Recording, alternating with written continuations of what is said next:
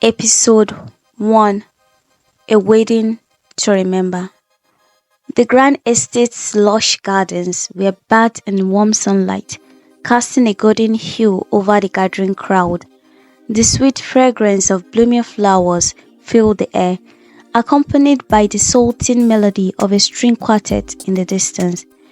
It was a day of celebration, the union of two hearts in matrimony.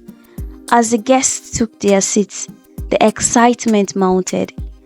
The groom stood at the altar, his gaze fixed on the entrance, eagerly awaiting his beloved's arrival. The bridesmaids, dressed in flowing gowns of pale pink, made their way down the aisle, their smile beaming and their steps graceful. They stood in a line at the altar as the bride walked in, her arms locked with her father's. As they reached the altar, the priest welcomed the bride with a warm smile, but it quickly turned to a look of concern. "Where is the groom?" he asked. The bride looked in the direction where she saw her groom waiting, but he was nowhere to be found. Confused and anxious, the bride searched the crowd for any sign of her beloved. Has he changed his mind? He was standing here just a minute ago. Did she see wrong? Her mind raced with questions as the guests murmured amongst themselves, unsure of what was happening. I woke up, drenched in sweat, my heart racing as the same dream played out in my sleep for the third time. It was strange because I had no plans for a wedding, nor was I ever engaged. I pushed the dream aside, thinking it had no relevance to my reality. The week was still old since it was only Saturday. I am known as the young vibrant ghost chaser on my social media handles.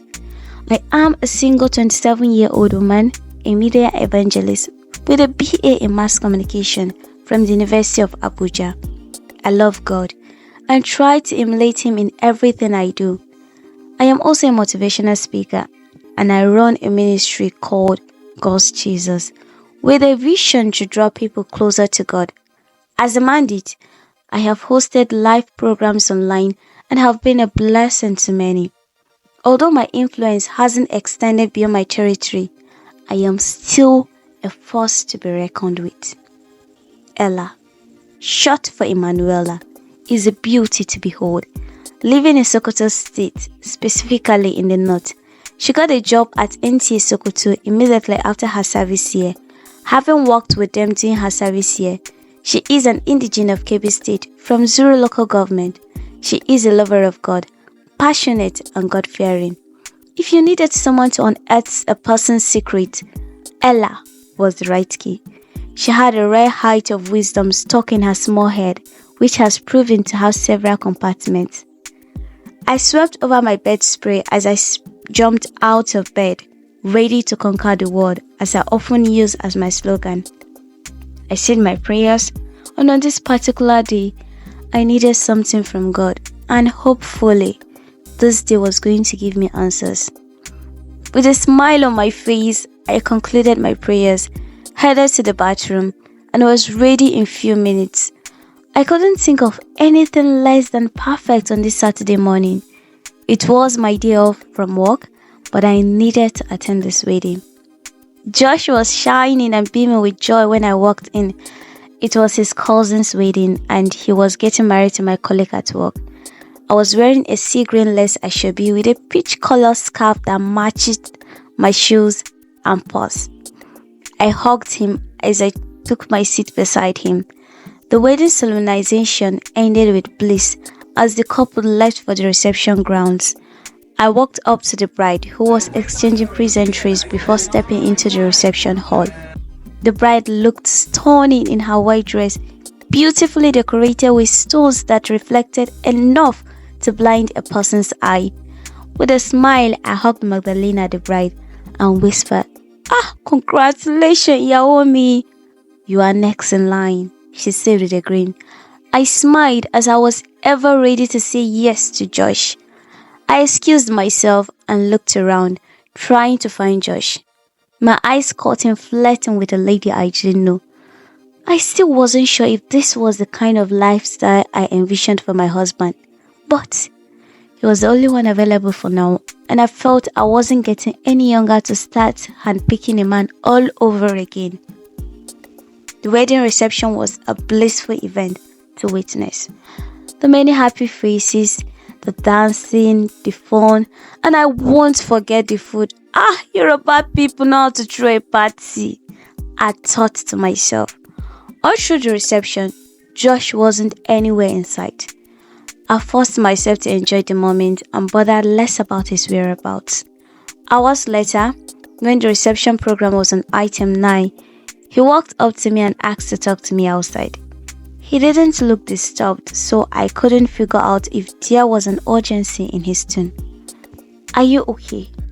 I asked the moment we were out of the dense music environment. "Yes, I am. Can we go over to my place?" I couldn't pinpoint why he would ask me such a question, considering it was late and my strict policy of no late visit. "Josh, are you okay?" I asked a second time.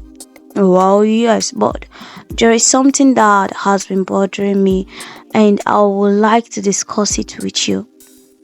This could be it, I thought. The moment I've been waiting for. He wants to propose. My mind had already concluded what the discussion was, and I was ready to break my policy just this once. "Okay?" I said, and Josh was ecstatic as he drove me to his apartment. He opened the door for me like a gentleman and led me to the living room. I was expecting a surprise banner on the wall, or flowers littered on the walkway, or anything romantic, but there was nothing. Maybe he wanted to propose in a gentlemanly way. I defended as soon as my mind started raising questions. I sat, crossing my legs while waiting for him to return from the restroom. After he excused himself, immediately he walked in, leaving his phone on the center table. The phone was on vibration, began to vibrate as a call entered. I wasn't the type to have trust issues, despite Josh's constant flirting. I concluded that it was just his jovial personality as a sanguine, and that he could go all out to please people he cared about. But when the caller called for the second time, I picked up the phone from the table as I was about to call out to Josh to come receive his call. However, the caller's identity caught my attention. Soulmate?